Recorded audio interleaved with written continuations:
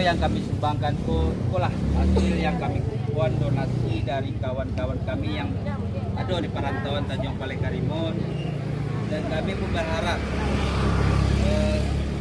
bantuan itu kami pun tidak menentukan apapun bantuan yang diajukan ke dalam paket-paket sembako, mungkin sudah sesuai juga permintaan ibu-ibu atau bapak. Tapi alhamdulillah semangat kami untuk di rantau mengumpulkan bantuan ko memang antusias bapak-bapak dan ibu-ibu.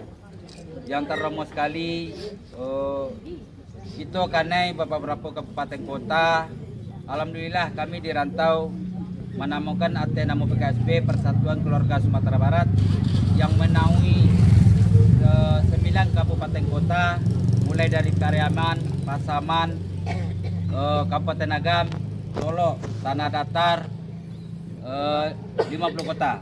Alhamdulillah